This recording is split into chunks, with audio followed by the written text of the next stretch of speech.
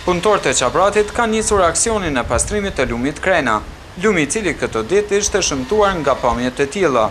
Sipas tyre, pastrimi po bëhet në kuadër të planit operativ të kompanisë. Po, aksioni është i rregull sipas planit operativ që e kemi, që bëjmë vazhdimisht, pastrimin kohë pas kohe.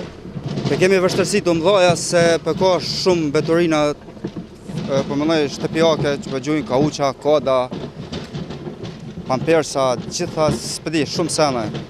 Ka dhe mbetja që ndërtimtarisë që gjujnë. Sfidë për punëtorët janë kanalizimet ilegale të cilat derdhen në lumin Krena. Ka shumë vështirësi. Peshini edhe vetë kanalizimet që janë të paleqme, është shumë problem i madh, se për na krijon shumë vështirësi në punë. Më thonë s'mujnë edhe më afru punëtorët për mi kry punën që duhet. Keraxhia bën apel qytetarëve që në lum mos të hidhen beturinat. Kisha lutë që t'jenë më të kujdesshëm, mos t'i hudhin. Na shërbejmë vazhdimisht çdo ditë, edhe dilleve kemi kujdestarinë. Çdo ditë ju shkojmë nëpër shtëpi, nëpër çdo lagje, nëpër çdo fshatra. I kryjmë shërbimet, ju kisha lutë që mos t'i hudhin beturinat, të paktën mos t'i hudhin në lumin Krena.